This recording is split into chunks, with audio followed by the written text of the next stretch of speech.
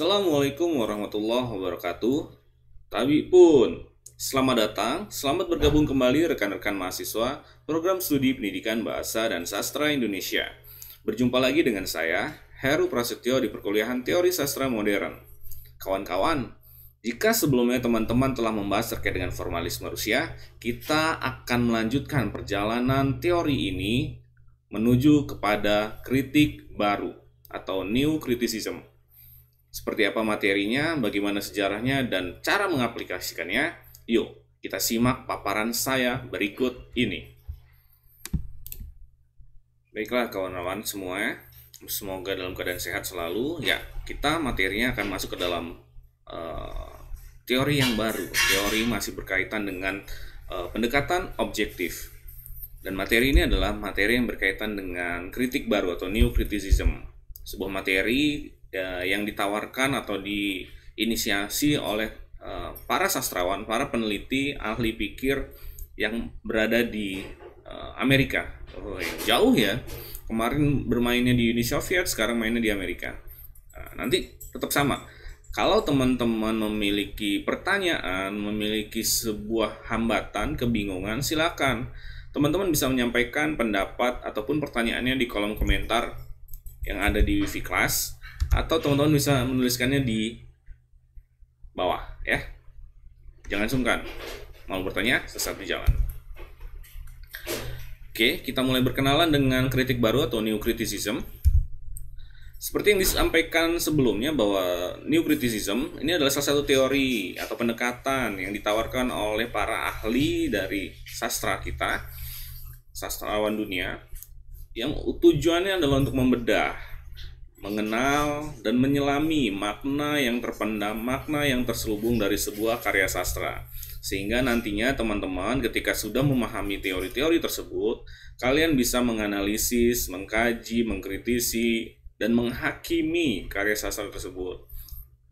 Dan tentunya penghakiman tersebut akan sifatnya objektif karena teman-teman telah memiliki kapasitas, teman-teman telah memiliki wawasan, teman-teman telah memiliki ilmunya, seperti itu. Jadi yuk pelan-pelan kita kuasai ilmunya sehingga kawan-kawan bisa memberikan penilaian terhadap karya sastra melalui sudut pandang kritik baru ini.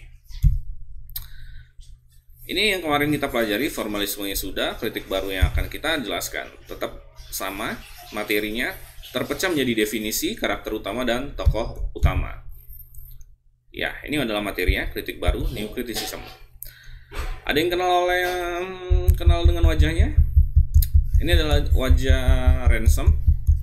Ia merupakan seorang inisiator dan dia merupakan salah satu penggagas dari teori New Criticism atau kritik baru. New Criticism atau kritik baru ini adalah sebuah teori yang muncul sebagai reaksi terhadap kritik biografis dan sejarah tradisional. Teori ini difokuskan pada materi eksateks atau seperti biografi pengarang. Jadi sama seperti formalisme. Di kritik baru, sebelum muncul kritik baru, sastra itu selalu dikaitkan dengan sejarah atau biografisnya si pengarang, seperti itu.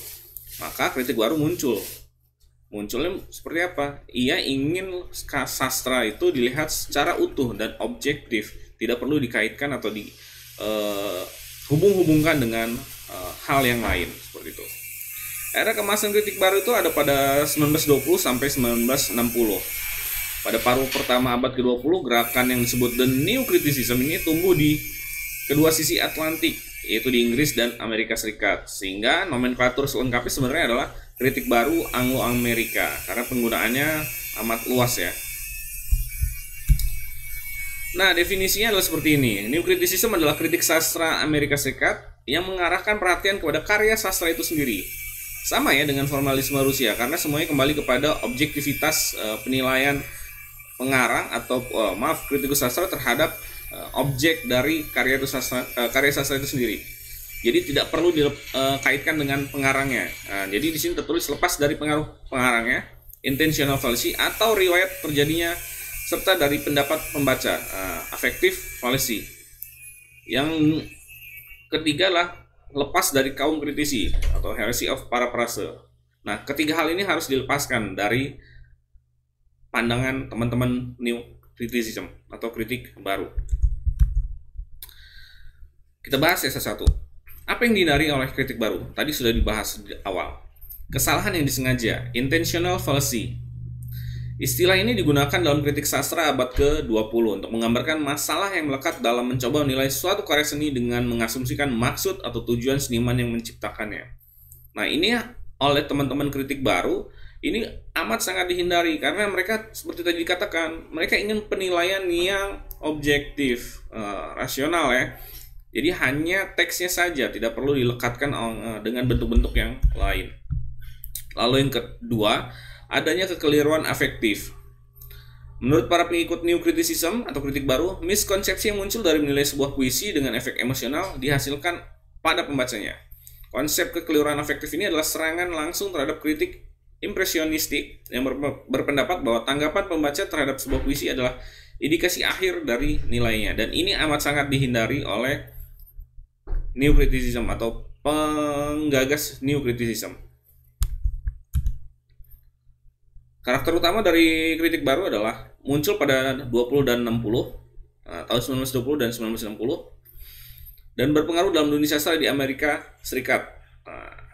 Lalu yang kedua, sebagai struktur otonom, maka karya sastra harus dipahami secara intrinsik, lepas dari latar belakang sejarah, lepas dari diri dan niat penulis. Jadi tidak ada lagi kita pendekatan ekspresif, kita fokusnya kepada pendekatan objektif. Jadi fokusnya ke karya sastra itu sendiri. Yang ketiga, seperti saya bilang, yang dilihat adalah sastra sebagai suatu sistem atau suatu struktur yang utuh. Nah, nanti kalian akan melihat bagaimana plot, alur, segala macam ya, struktur-strukturnya, ya itu yang akan dikaji oleh teman-teman kritik baru. Karakter utamanya menentang pendekatan sastra historis dan biografi, menganggap ilmu sains tidak memadai dalam mencerminkan kehidupan manusia, dan sastra, terutama puisi, dapat mengungkapkan situasi manusia dengan lebih sempurna. Jadi, melihatnya dari sudut pandang teks itu sendiri, karena teksnya itu kan memiliki pemaknaan yang perlu digali. Jadi kita tidak perlu lagi melihat bagaimana tujuan penulis dan apa yang ingin disisipkan oleh penulis, tidak, tapi kita lihat teksnya saja secara utuh. Pionir penggagas dari New Criticism atau kritik baru yang pertama adalah T.S. Eliot dengan bukunya The Sacred Wood, lalu ada After Strange Gods tahun 2034, lalu ada Richards, buku yang terkenal ada Principle of Literary Criticism, dan wajah bapak yang satu ini yang tadi di awal telah muncul lebih dahulu ada John Crowe Ransom. Nah, tulisannya The New Criticism yang menjadi sebuah pemantik untuk membuat teori ini disebut sebagai New Criticism. Seperti itu. Ransom pada paruh pertama abad ke-20, tadi disebut ya, nomenklaturnya adalah Anglo-Amerika, kritik baru Anglo-Amerika, dan diambil dari buku John Crowe Ransom. Tadi sudah saya sampaikan di awal. Prinsip teknik analisis New Criticism atau kritik baru. Nah, struktur itu bertujuan untuk membongkar dan memaparkan secermat, seteliti, semendetail dan sedalam mungkin keterkaitan dan keterjalinan unsur-unsur karya sastra yang bentuk makna menyeluruh. Struktur tidak mungkin menjumlahkan. Lalu struktur berusaha menyemantikan hubungan struktur yang ada dalam puisi. Hubungan struktur ini biasa ditandai dengan hubungan kohesif baik pada tingkat struktur morfologis, sintaksis maupun semantik. Lalu yang keempat, struktur menganggap bahwa keseluruhan makna karya sastra berada pada keterpaduan struktur total. Saya buat sederhana seperti ini. Teman-teman melihat gambar apa dalam tampilan yang ada di layar kalian? Gambar gajah. Ya benar, walaupun terkotak-kotakan kita bisa melihat gajah ya, kakinya besar, ada belalai, ada telinga yang lebar, dan ada namanya gading. Gajah. Dia terkotak-kotakan. Kotak-kotak kecil itu adalah struktur dari sebuah karya sastra. Bisa saja kita sebut di sini ada namanya alur, di sini ada plot seperti itu, ada rima. Nah, banyak ya. Struktur-struktur ini jika kita lihat satu persatu, jelas kita tidak bisa melihat puisi itu secara utuh. Namun ketika struktur ini kita lihat secara utuh, secara berdampingan, secara bersamaan, maka struktur itu akan membuat kita mampu memaknai sebuah karya sastra. Kita bisa melihat isi karya sastra itu sendiri. Jadi pemaknaan struktur-struktur puisinya tadi harus dilihat secara bersamaan. Nah, jadi tidak boleh namanya bukan dijumlahkan, tidak, tapi mereka adalah satu kesatuan utuh. Seperti itu. Perumpamaan dari gambar gajah tadi ya. Lalu unsur yang membangun karya sastra apa saja di kritik baru, pandangan kritik baru? Menurut Richards yang tadi disebutkan, seorang kritikus sastra yang terkenal menunjukkan kepada kita bahwa suatu puisi mengandung suatu makna keseluruhan yang merupakan perpaduan dari tema, perasaan, nada, dan amanat. Ini adalah struktur yang sederhana yang disampaikan oleh Richard. Ada tema, perasaan, nada, dan amanat. Aliran kritik baru berusaha untuk mendeskripsikan semua fenomena yang nampak pada struktur intrinsik teks puisi secara objektif empiris, mengacu pada pemahaman struktur puisi yang mengkaji pada aspek isi dan metode puisi. Jadi ada dua hal, ada aspek dan metode. Dari aspek itu ada beberapa hal. Aspek ini meliputi tema, rasa atau perasaan, nada dan suasana, serta amanat. Kita bahas satu-satu. Tema ini sudah pernah kalian bahas ya. Kalau misalkan baca terkait dengan puisi ataupun cerita pendek pasti ada temanya ya. Temanya adalah gagasan pokok ataupun subjek materi yang dikemukakan penyair melalui karya sastra. Lalu kalau perasaan atau rasa itu adalah sikap penyair terhadap objek yang dituangkan dalam karyanya. Sikap penyair tidak akan sama memandang objek yang sama, bisa saja berbeda ya. Lalu yang ketiga, nada dan suasana. Nadanya sikap penyair terhadap pembaca. Sikap itu sendiri adalah apakah ingin menggurui, menasehati, mengejek, menyindir, atau sikap lugas. Suasana adalah keadaan pembaca setelah membaca karya sastra. Sementara amanat adalah tujuan yang ingin dicapai oleh penyair setelah pembaca membaca karya yang ia tulis. Ini jadi ada 4 unsur pembangun sastra. Mudahlah kritik baru dibanding dengan formalisme Rusia, karena ini bicara tentang strukturnya, dan struktur itu bisa dilihat langsung. Sementara kalau dilihat dari aspek metode puisi, ada diksi, imajinasi, kata konkret, majas, ritme, dan rima. Dalam menginterpretasi puisi, dinyatakan bahwa sebuah puisi ini bersifat otonom, artinya tidak boleh didekati dengan cara menelah unsur di luar karya sastra, seperti tadi ya, bagaimana kesejarahan ya, nggak boleh. Jadi yang fokusnya adalah di dalam teks itu sendiri, strukturnya. Diksi ini adalah bagaimana penyair sangat hati-hati dalam menentukan pilihan kata yang digunakan harus memperhatikan komposisi bunyinya. Maka teman-teman ketika membaca puisi pasti ada rimanya kan, ada persajakannya, a a a a b a b a b a b a b atau mungkin a a a b b b b gitu kan. Ya terserah nanti ya bagaimana penulisannya. Sementara yang kedua ada imajinasi. Di sini ada hubungan erat antara diksi, pengimajinasian, dan kata konkret. Kata konkret selanjutnya. Diksi ini dipilih harus menghasilkan pengimajinasian. Dan karena itu kata-kata yang menjadi lebih konkret seperti hayati melalui penglihatan, pendengaran, atau cita rasa. Jadi penggambaran terhadap suatu realita ini harus diimajinasikan dengan memilih kata-kata yang tepat. Menggambarkan sosok wanita yang anggun, yang cantik tidak bisa langsung to the point. Ia cantik, tidak boleh. Harus dibuat agak sedikit indah. Kita metaforkan. Wajahnya teduh bagaikan bulan purnama. Intinya kan cantik ya, seperti itu. Tapi kita ngebayangin dulu. Mukanya teduh seperti bulan purnama. Bulan purnama tuh bulat, berarti cewek itu bulat ya. Bercanda. Kata konkret bertujuan membangkitkan imajinasi pembaca. Kata konkret adalah kata yang nyata dan khusus, bukan yang abstrak dan sifat umum. Kata konkret itu kata-kata yang secara leksikal seperti tertulis dalam kamus gitu. Jadi selain menggunakan kata-kata yang berupa metafor ataupun kata-kata yang penuh makna, kata-kata yang konkret ini dibutuhkan untuk mendukung bagaimana nantinya karya sastra itu dapat dipahami oleh pembaca. Sementara majas ini adalah bahasa figuratif yang menyebabkan puisi menjadi primatis, artinya memancarkan banyak makna atau kaya akan makna. Nah, bahasa figuratif itu banyak. Seperti tadi saya sebutkan ada metafora, hiperbola, repetisi, personifikasi. Banyak. Tergantung nanti si pengarang menggunakan yang mana. Sementara ritme dan ritma adalah turun naiknya suara secara teratur, sedangkan rima adalah rima atau sajak adalah persamaan bunyinya. Maka ketika membaca puisi itu sebenarnya kita juga harus tahu mana yang harus dibaca pelan, dibaca keras, dibaca marah, dibaca penuh lirih gitu. Oke, kita sampai di bagian akhir. Enak ya kritik baru?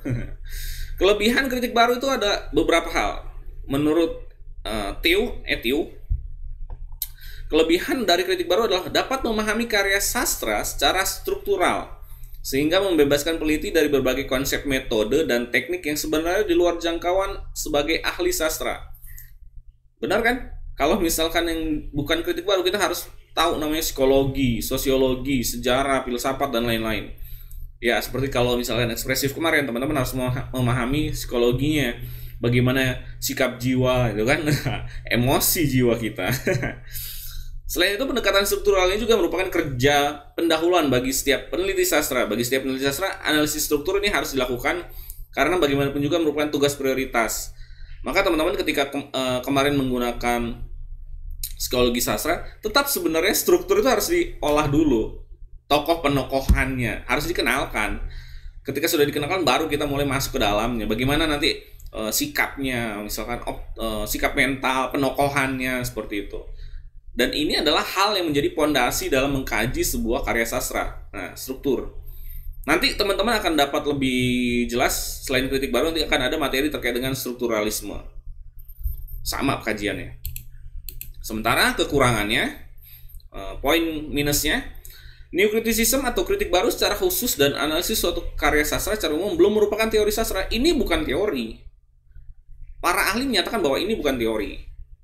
Karena ini merupakan hal yang mendasar, paling prinsip. Karya sastra tidak dapat diteliti secara tracing, tetapi harus dipahami dalam rangka sistem sastra itu sendiri dengan latar belakang sejarah.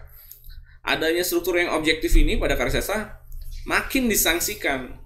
Peranan pembaca selaku pemberi makna dalam interpretasi karya sastra makin ditonjolkan dengan segala konsekuensi untuk analisis struktur. Berikutnya adalah analisis yang menekankan otonomi karya sastra juga menghilangkan konteks dan fungsinya, sehingga karya itu dimenara-gadingkan dan kehilangan relevansi sosial. Nah, sebenarnya yang baik dan benar ya sebenarnya nantinya ya kajian terhadap struktur ya nantinya akan bersanding dengan teori lainnya, sehingga nanti makna yang tersirat dan tersurat dapat dimaknai sehingga kita bisa menerima pesan yang tersimpan dalam karya sastra itu secara utuh. Demikian teman-teman. Oke, itu adalah kritik baru New Criticism sesi 10 dari saya. Semoga apa yang saya sampaikan itu bisa memberikan pemahaman. Pun jika tidak, silakan teman-teman tuliskan komentar kalian, pertanyaan, pendapat di video ini. Jangan lupa, malu bertanya sesat di jalan. Jangan sampai kalian lepas dari mata kuliah ini hanya sebagai seseorang yang lolos, tapi harusnya lulus dan memahami materi secara utuh.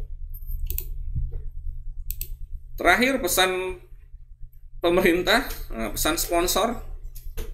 Kalau usai beraktivitas, teman-teman jangan pernah bosan untuk selalu cuci tangan menggunakan sabun di air yang mengalir, menggunakan masker, tidak berkerumun, dan tentunya yang terakhir adalah menjaga jarak. Pesan-pesan ini adalah sebagai upaya langkah preventif kita terhadap keberadaan COVID-19 yang masih ada di sekitar kita. Demikian paparan saya terkait dengan materi New Criticism. Apa yang saya sampaikan tadi merupakan sebuah wawasan baru yang saya harap dapat memberikan sebuah panduan bagi teman-teman untuk mengkaji, menelaah karya sastra dari sudut pandang kritik baru. Jika kalian merasa ini kurang, tenang saja. Kajian terkait dengan strukturalisme akan menjumpai teman-teman dan memperkuat pengetahuan teman-teman bagaimana mendekati karya sastra secara objektif. So, nantikan paparan saya di video selanjutnya. Untuk kali ini cukup sekian ya. Dan saya terima kasih atas kesetiaan dan kesediaan teman-teman. Saya pamit. Wassalamualaikum warahmatullahi wabarakatuh.